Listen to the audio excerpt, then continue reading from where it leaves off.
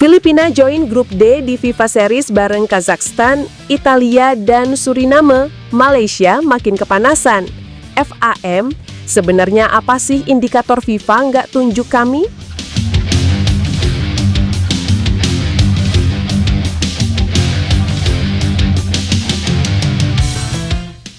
FIFA Series kembali mengguncang publik sepak bola kawasan begitu daftar resmi negara peserta rilis. Namun yang paling mencuri perhatian bukan Italia yang otomatis jadi pusat magnet global, bukan juga Kazakhstan atau Suriname yang membawa warna unik. Sorotan terbesar justru datang dari nama yang tidak banyak orang prediksi, Filipina. Dan begitu nama itu muncul di grup G, suhu Asia Tenggara langsung naik, terutama di Malaysia yang sampai mempertanyakan secara terbuka, apa indikator FIFA yang nggak tunjuk kami? Untuk memahami panasnya kondisi ini, kita harus melihat pola FIFA dalam beberapa edisi terakhir. Proyek FIFA Series bukan sekedar ajang uji coba seperti dulu. Sekarang ini adalah alat FIFA melihat negara mana yang bisa jadi partner jangka panjang.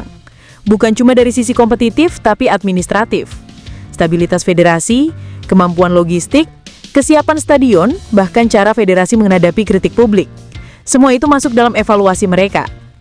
Ketika Filipina dipilih, banyak yang berpikir, kenapa Filipina? Mereka bahkan belum punya prestasi regional besar. Tapi FIFA tidak bekerja dengan kacamata fans. Mereka bekerja dengan kacamata organisasi global. Dan Filipina, tanpa sorotan besar, tanpa drama, sedang membangun dari dasar dengan rapi. Federasi mereka melakukan restrukturisasi, memperbaiki youth development, memperbarui fasilitas, dan memberikan laporan yang rapi ke AFC. Mereka bergerak senyap, tapi teratur. Malaysia, sebaliknya, mereka sedang berada di periode penuh sorotan. Walaupun sepak bolanya hidup, kualitas liganya naik, supporter besar, tapi masalah internal justru jadi catatan merah. Rumput Bukit Jalil yang bertahun-tahun dikritik, venue multifungsi yang sering tidak ideal, jadwal liga yang tumpang tindih, protes publik soal naturalisasi, dan beberapa shifting kebijakan yang tidak konsisten. Semua itu diperhatikan FIFA, bukan hanya hari ini, tapi beberapa tahun ke belakang. Saat FIFA membuat daftar negara untuk setiap grup, mereka tidak hanya melihat siapa yang bagus di lapangan. Mereka melihat siapa yang bisa memberi mereka event yang stabil. Dan grup D, yang diisi Italia, membutuhkan satu negara Asia yang tidak berpotensi membuat keributan di belakang layar. Filipina pas di slot itu. Aman, tenang, bersih, berjalan rapi, dan tidak sedang dihujani kritik publik. Keputusan itu tentu saja memukul Malaysia sangat keras. Mereka merasa punya sejarah lebih panjang, market lebih besar, basis fanbase yang kuat, hingga kemampuan komersial yang lebih menggoda. Tapi FIFA memprioritaskan reliability. Mereka butuh negara yang siap, bukan negara yang percaya diri siap. Itu dua hal yang berbeda. Reaksi fans Malaysia terlihat jelas. Media sosial penuh keluhan, protes, dan kritik pada FAM. Banyak yang berpertanyakan kenapa Malaysia selalu merasa ditinggalkan FIFA. Padahal dari sudut pandang mereka, Malaysia sudah melakukan banyak perbaikan. Tetapi FIFA melihat dari jarak jauh. Mereka tidak memperhatikan satu atau dua perbaikan. Mereka memperhatikan tren bertahun-tahun. Dan tren Malaysia masih menunjukkan ketidakkonsistenan. Di sisi lain, Filipina justru menikmati efek domino dari keputusan ini. Masuk satu grup dengan Italia bukan hal sepele. Sorotan media Eropa akan otomatis meluas.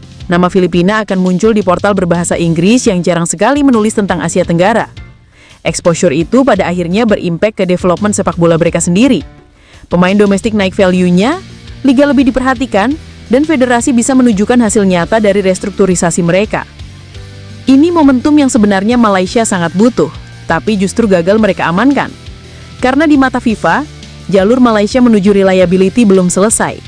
Ada PR besar yang belum dirapikan. FAM bertanya, apa indikator yang tidak kami penuhi? Jawabannya tidak akan pernah diucapkan FIFA secara gamblang, tapi sinyalnya jelas. Mereka ingin negara yang stabil, predictable, dan punya arah federasi yang konsisten. Malaysia masih dianggap bergerak zigzag. Kadang cepat, kadang lambat, kadang berubah mendadak, kadang merespon tekanan publik bukan rencana jangka panjang. FIFA tidak mau ambil risiko untuk grup yang punya brand besar seperti grup D. Filipina jadi pilihan paling netral dan paling aman dari segala sisi. Drama ini juga membuka kenyataan pahit untuk Malaysia. Di era modern, sepak bola bukan cuma soal performa timnas, bukan soal atmosfer stadion, bukan soal sejarah. Federasi adalah wajah negara dalam mata FIFA. Dan kalau federasi belum terlihat sepenuhnya stabil, FIFA tidak akan memberikan panggung sebesar itu. Malaysia punya potensi besar, tapi potensi tanpa konsistensi tidak akan menarik perhatian FIFA. Filipina yang terlihat kecil secara prestasi, justru dipilih karena mereka punya satu hal yang dicari FIFA, arah yang jelas. Keputusan ini menjadi pengingat untuk seluruh kawasan bahwa FIFA Series bukan ajang siapa yang minta paling keras. Ini ajang siapa yang paling siap.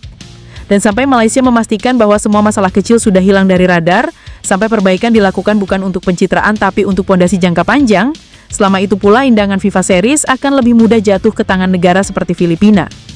Akhirnya, keputusan ini bukan hanya tentang grup D, namun juga tentang masa depan federasi.